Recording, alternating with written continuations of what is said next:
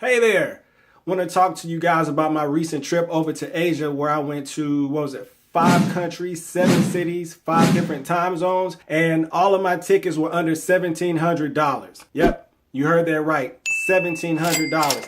Why is that so amazing, and so important? Well, to go from Atlanta to a couple of those destinations, Tokyo being one and the Philippines being another, on average, those tickets are about $1,400 and $1,700 each. But on this particular trip, I was able to go from Atlanta to Hong Kong to LEGAZPI in the Philippines. From there, I went to Phuket, Thailand. From Phuket, I went to Bangkok, Thailand. Went from Bangkok to Beijing, went to go see the Great Wall. Went from Beijing over to Los Angeles, so I came back to the US, but to a different city. Went to Los Angeles. From there, went to Tokyo. Went from Tokyo back to Los Angeles, and then back to Atlanta. And I did all of this in a matter of about, I think it was 25 days, almost 74 hours of flight time. That's what they call cheeks and seat, meaning up to 3 days of my life during that time frame was actually spent on an airplane. But that's neither here nor there, and it really wasn't that bad, because if you choose the right seats and know how to prepare your body for the flight, it was okay. But I want to break down the under $1,700 worth of flight. So the key to that is to not travel on a single airline. What I find is a lot of people try to find tickets on an airline that they're familiar with, and they pretty much just search that one. Well, what I do, I call it trip hopping. That's where I go, and I call it traveling a region. So I'll go to that region and then try to bounce around. So I named all of these different places that I went. And what I did was I went to one place, caught one-way tickets from that place to another place, a one-way ticket from that place to another. That's how I was able to accomplish such significant savings. So the actual cost for my trip, I say it was under $1,700. It was $1,673.98. $1,673.98. So what I'm going to do for you here is go ahead and break that down flight by flight or airline by airline. Something else to keep in mind, I actually used 5 different airlines. So it wasn't just one, there were actually 5 different ones. So I break these down cost by cost, city by city, or leg by leg as they call it, and airline by airline. All right, here we go. So the first flight, which was from Atlanta to Hong Kong. So basically I left Atlanta, went to Newark, had a little layover there, flew into Beijing, had a super quick layover there. You probably seen the video about me being rushed through the airport at Beijing.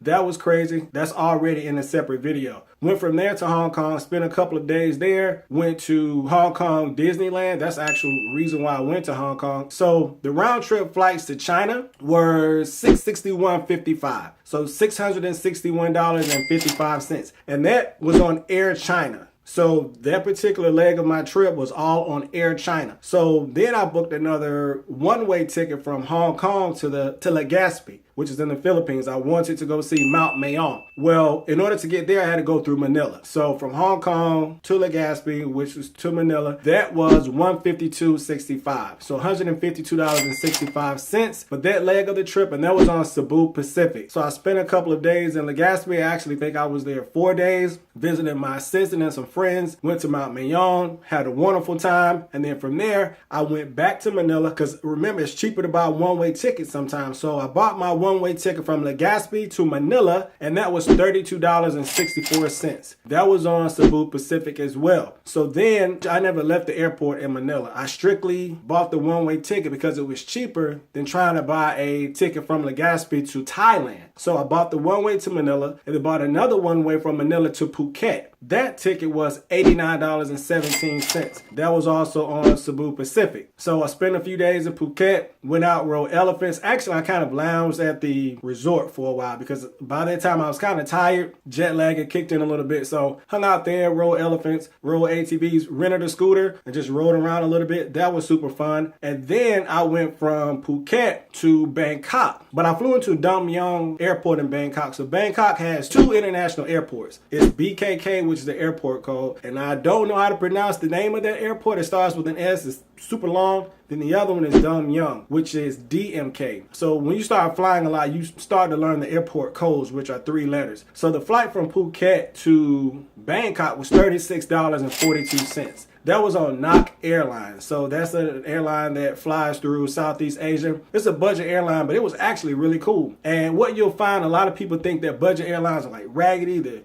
engines are going to fall off the plane and things like that.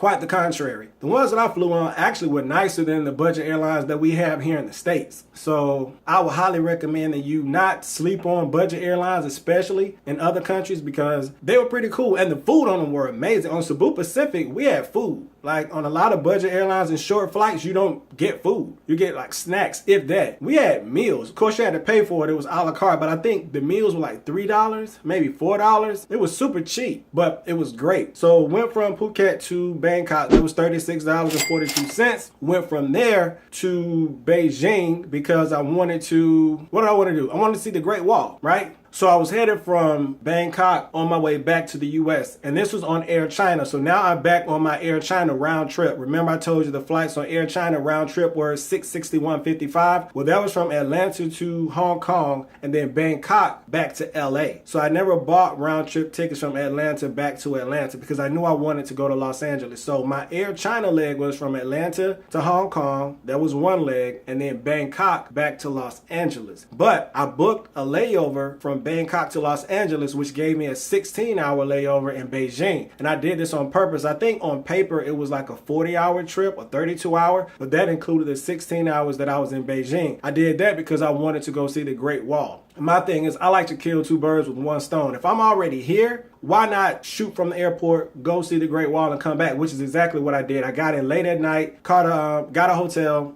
Literally, I got in like 1 in the morning, had to get up at 6 because my tour guide was going to be there at 7. It was pricey because it was just me, so I had a private driver, private tour guide. We went to the Great Wall. I saw it, did some filming. You might have seen those videos. If you haven't, look those up. Went straight back to the airport, headed to Los Angeles. So that part of my trip was included in the $661.55 on Air China. And then from there, I was in Los Angeles, met up with my daughters. We had a ball, spent some time, went to Disneyland there because my goal was to go and visit every Disney park, you know, in the world, not just Disney World or just the Disneyland. So we went to Disneyland in Los Angeles, hung out with my sister and my niece, had a ball with them, and then I surprised the girls on Christmas. Actually, it was Christmas Eve, and then we took flights to Tokyo via Air Canada. Now, I'm not going to factor in the cost of their tickets because those were separate tickets. I'm only focusing on the price of my tickets. So the cost for me to go from Los Angeles to Tokyo and Tokyo back was $477.57.